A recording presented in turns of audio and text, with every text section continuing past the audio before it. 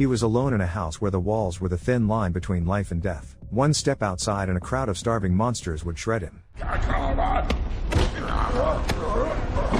After 42 days in complete isolation, Aiden realizes there's no hope left. The world outside his window has turned into chaos, consumed by a zombie apocalypse. The only thing waiting for him beyond his apartment door is death. In utter despair, Aiden accepts that he's doomed. Not wanting to become one of them, he records a farewell video, hoping that someone, someday, might see it, and decides to end his life. But before his final moments come, we need to understand what drove him to make such a desperate choice. 42 days earlier, Aiden, an ordinary, easygoing guy, wakes up every morning next to a different girl. Today it's Jessica, who, like the others, leaves without saying a word. A little later, Aiden hears strange noises behind the door but doesn't think much of it. When he turns on the TV, he doesn't see his usual shows or talk programs, only an emergency alert. The country is under a state of emergency, and people are urged to stay home. That's their only chance to survive. Trying to understand what's happening, Aiden steps out onto his balcony and witnesses sheer horror. Fighter jets roar past, and a helicopter crashes into the roof of a nearby building. People are running for their lives, and amid the chaos, a lost little girl stands frozen in place. Aiden calls out to her, trying to help, but a bloodthirsty zombie attacks her and an elderly woman beside her, tearing them apart. Terrified, Aiden rushes back into his apartment, only to find a stranger forcing his way in. It's Brendan, who quickly explains that he's a neighbor. His door was unlocked, and he came here for one reason: to survive. Outside, people have gone insane, attacking each other like wild animals. Brendan was attacked by a neighbor he'd known all his life, but that man wasn't himself anymore. On the emergency broadcast, reporters confirm the unthinkable. The world has fallen into a zombie apocalypse. The infected bleed from their eyes, scream uncontrollably, and act violently. They're drawn to the living, hunting them down to spread the infection. When the broadcast cuts off, Aiden grabs a knife and tells Brendan to leave. He could be infected. Brendan begs to stay, knowing that stepping outside means certain death, but Aiden refuses. He notices Brendan's wound and the way his eyes slowly fill with blood, a sign that he's turning. Acting fast, Aiden shoves him out and locks the door just before Brendan tries to come back, now a snarling monster. Through the peephole, Aiden watches as a group of feral zombies attack Brendan, biting and tearing him apart before disappearing again, drawn to the next sound. That evening, Aiden watches what turns out to be the final news broadcast. The reporters say that survivors are banding together, trying to resist the virus, but the zombies show no mercy.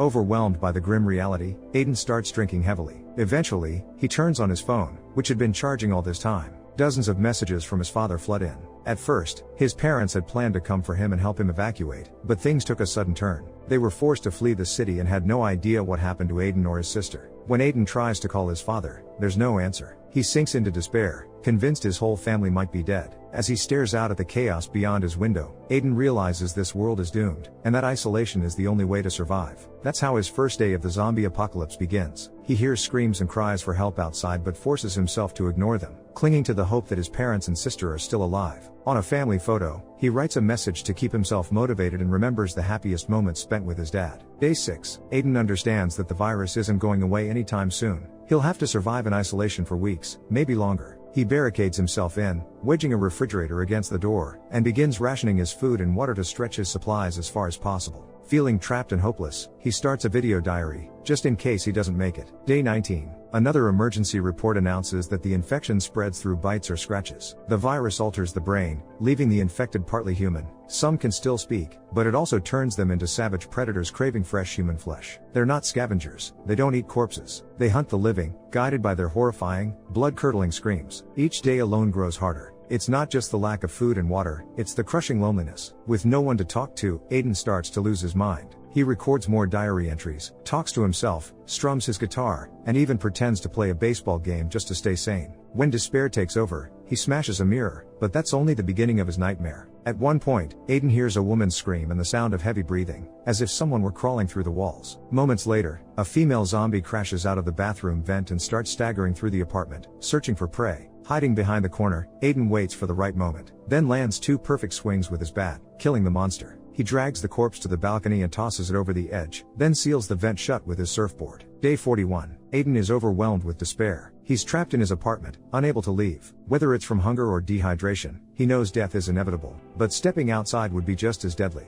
As depression takes hold of him, his phone suddenly buzzes. It's a voice message from his parents. Hearing their voices fills him with a spark of hope. They say that his sister managed to escape the danger zone. They're safe now, together with other survivors, and they have plenty of food. For a brief moment, Aiden feels relief, but the next message shatters it all. He listens in horror as monsters break into his parents' shelter, attacking and killing everyone inside. Losing the people closest to him, Aiden no longer sees a reason to keep fighting for his life. Grabbing a baseball bat, he decides to step outside for the first time and see what's left of the world. In the hallway, he finds Brendan, still alive, but unable to move, and a few hungry zombies drawn by sound. They're fast but clumsy, and Aiden narrowly dodges their attacks. Thinking quickly and moving quietly, he manages to return to his apartment unharmed. But one of the zombies proves more persistent than the rest. It keeps pounding on the door, staring straight through the peephole, almost as if it can sense Aiden watching. A few hours later, the city loses power, leaving him with no way to watch the news or charge his phone. On the morning of day 42, Aiden realizes death is unavoidable. It's just a question of how it'll come. With no hope left and his family gone, he makes the heartbreaking decision to end his life. He tears down the newspapers covering the windows to see the sunlight one last time and records a farewell video, hoping someone might find his body someday. It seems like his final moments have come, when suddenly he spots a girl through the window of the building across the street. The shock nearly costs him his life. He slips and almost falls, but luckily, the rope he used to tie himself off snaps just in time.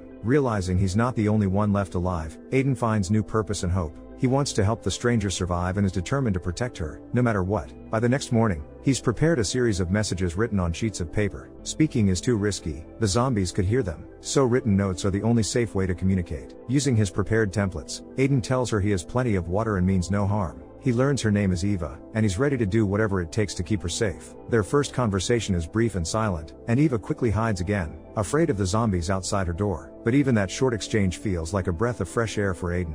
That night, it rains. Aiden takes full advantage of it, collecting clean drinking water and even taking a makeshift shower. While shaving and trying to make himself look human again, he doesn't notice that Eva has been watching him the whole time. The next morning, they resume their paper note conversations. This time, Aiden asks her to catch a baseball tied to a rope. Using it, they set up a simple line between their balconies, and he sends her 2 bottles of water, since her supplies are running dangerously low. However, that good deed quickly turned into a problem. One of the monsters heard the clinking bottles and spotted Eva. The zombie began climbing up the balconies, getting closer and closer, ready to tear her apart. To save Eva, Aiden started making noise to draw the creature's attention toward himself. As one zombie climbed the building, others began slamming against his front door, trying to break it down. Realizing he was surrounded, Aiden barricaded himself inside. But one of the aggressive creatures smashed its head through the glass. Acting fast and decisively, Aiden grabbed his baseball bat and took down the zombie on his balcony. The victory was short-lived, though. Fear rushed through him as he remembered that if the zombie's blood touched his eyes or an open wound, he could become one of them.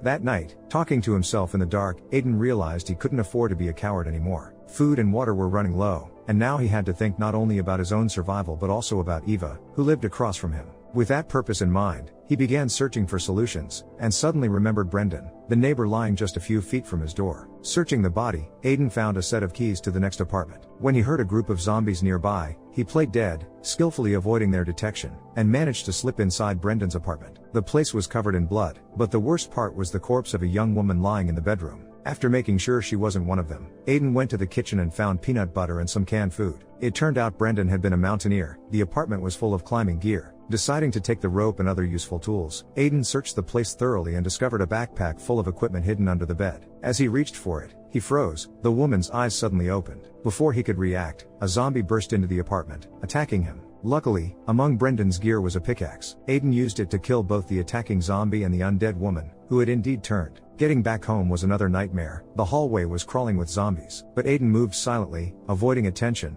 and managed to slip past the monsters undetected. Among the things he'd taken from Brendan's apartment, he found 2 walkie-talkies. The discovery filled him with joy. Now he could not only see Eva, but also talk to her. That night, he decided to take a bold risk and deliver one of the radios to her. It wasn't easy, but Aiden was ready to do anything. Taking some gear and his bat, he climbed down from his balcony using knotted bed sheets and made his way across the street to toss the radio onto Eva's balcony. Along the way, he saw the corpse of Jessica, the woman he'd spent a night with just before the apocalypse began. Hiding from the nearby zombies, he managed to climb back up safely. The next morning, Aiden was awakened by a voice, Eva's voice, coming through the radio. He was so overjoyed he could barely hold back tears. Eva didn't want to talk about zombies or the horror outside. Instead, she suggested they get to know each other, talk about normal things. Slowly, they began sharing pieces of their pasts, their lives, hobbies, and memories from before the world ended. Over time, Aiden and Eva developed romantic feelings for each other, believing they might be the last 2 people alive. Talking to her gave Aiden a new sense of purpose, and he decided to keep searching for supplies. The hallways were too dangerous, so he chose to use the sealed ventilation shaft instead. Crawling inside, he came across the starved corpse of a zombie and eventually made his way into another apartment. Once inside, Aiden notices traces of blood and nervously checks the bathroom. Luckily, there's no one there. The apartment is completely empty, but it's packed with food. Excited, Aiden decides to share the good news with Eva, but their conversation starts with an argument. She's been trying to reach him for 20 minutes and was terrified that something had happened to him. Realizing he's safe, Eva listens as Aiden tells her about his success and his impressive scavenging skills. He insists he's fine, the place is empty, and the door is barricaded. But Eva asks a very reasonable question. If no one's inside, who pushed the fridge against the door? That's when Aiden realizes, someone is there. He just hasn't run into them yet. He could have escaped through the air vent, but his food and backpack are still in the kitchen, so he has no choice but to go back.